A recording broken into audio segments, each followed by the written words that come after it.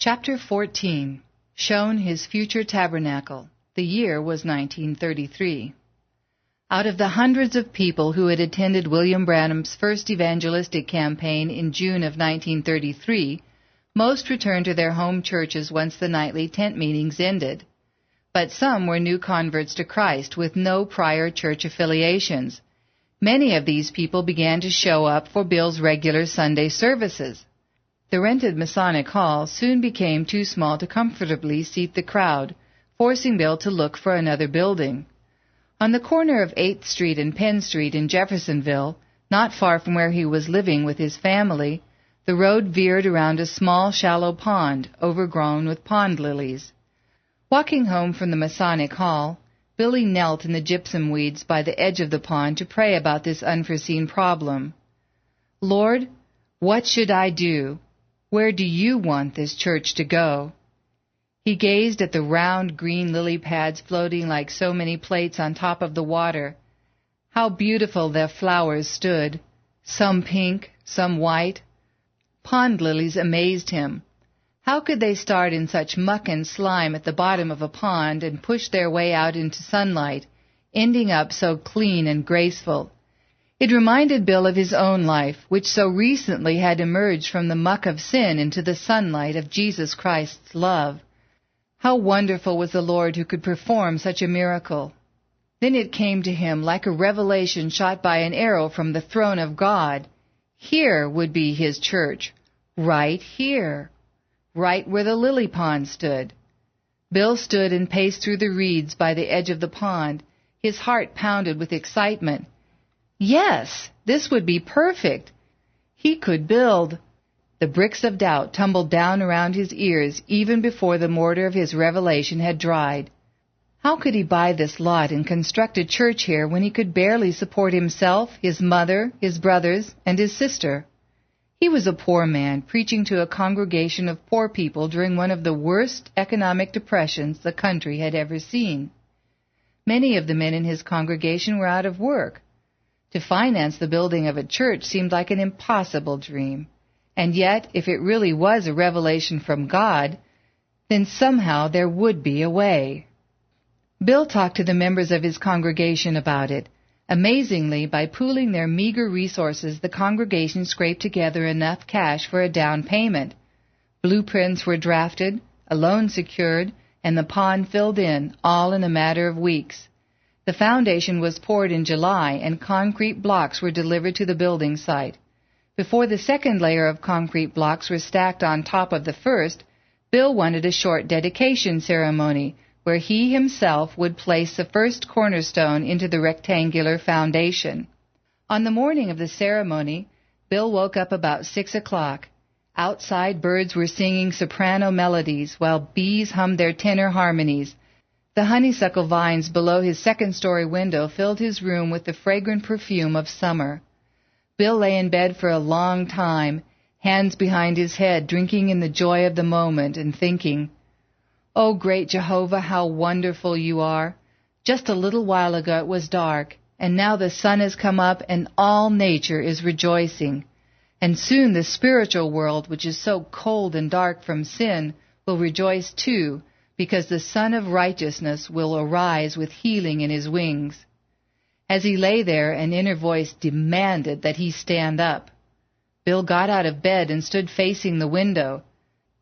Suddenly he felt an indefinable presence in the room, like a pressure, but not an evil, threatening pressure.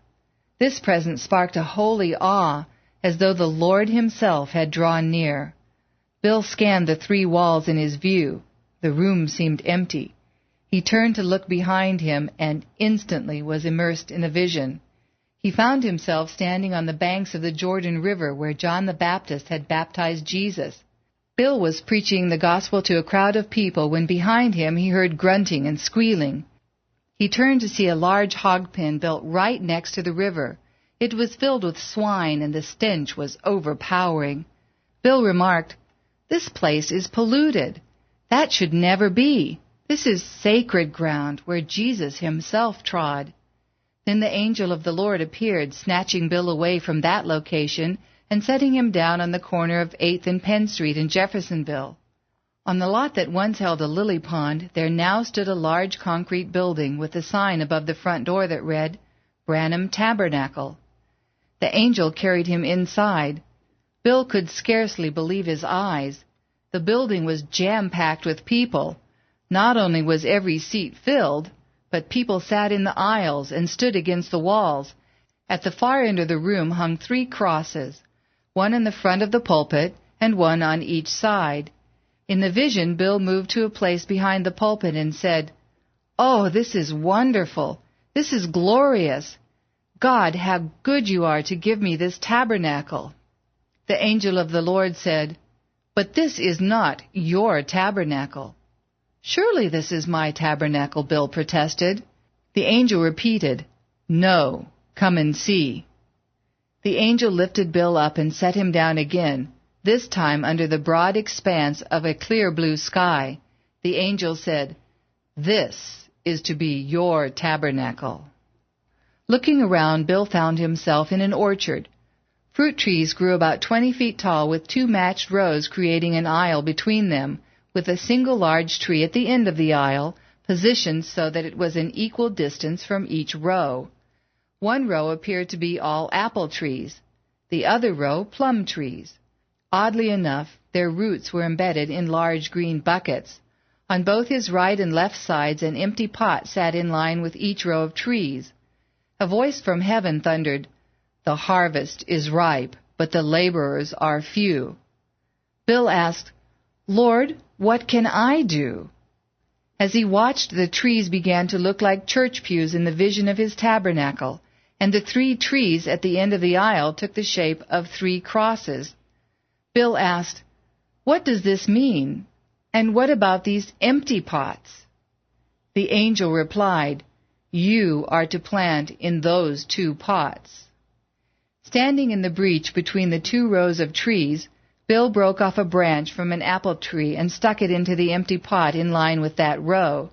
Then he broke off a limb from a plum tree and planted it in the empty bucket on that side. Immediately, trees grew from these 2 pots, not stopping until they matched the height of the other trees in the orchard. Next, a great wind shook the trees, and a voice said, "You have done well. Hold out your hands and reap the harvest." Bill held out both hands. Into one hand fell a large yellow apple, firm and ripe. Into his other hand fell a large yellow plum, soft and ripe. The voice said, "Eat the fruits. They are pleasant." Bill took a bite out of one and then the other. They both were sweet, juicy, and delicious. The voice repeated, "The harvest is ripe, but the laborers are few." Now Bill noticed that the large tree at the end of the aisle, which was still shaped in the form of a cross, had both apples and plums clustered in its branches.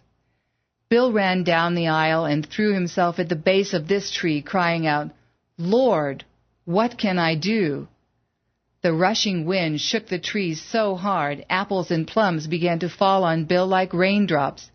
The voice said 3 times, "When you come out of this vision, read 2 Timothy 4. Then Bill was back in his bedroom. The sun had climbed a little higher into the morning sky, showing that some time had passed while he had been in the vision. Bill grabbed his Bible and turned to 2 Timothy. He read the 4th chapter slowly, thinking about each word, trying to tie it in with the vision. "Preach the word. Be instant in season, out of season. Reprove, rebuke, exhort with all longsuffering and doctrine. For the time will come when they will not endure sound doctrine, but after their own lusts shall they heap to themselves teachers, having itching ears, and they shall turn away their ears from the truth, and shall be turned unto fables. But watch thou in all things, endure afflictions, do the work of an evangelist, make full proof of thy ministry." Bill tore that page out of his Bible and took it with him to the dedication ceremony on the corner of 8th and Penn Street. Since it was a work day, only about 50 people from his congregation could be there, mostly women and children. While Major Ulray of the Volunteers of America led his band in a stirring march, Bill set the cornerstone firmly in place in the wet cement. It was a symbolic gesture. Since the New Testament proclaimed Jesus Christ as the chief cornerstone of his universal church, when Bill placed the cornerstone on the foundation of his own building, he was declaring that his church would be dedicated to the principle of the chief cornerstone, Jesus Christ.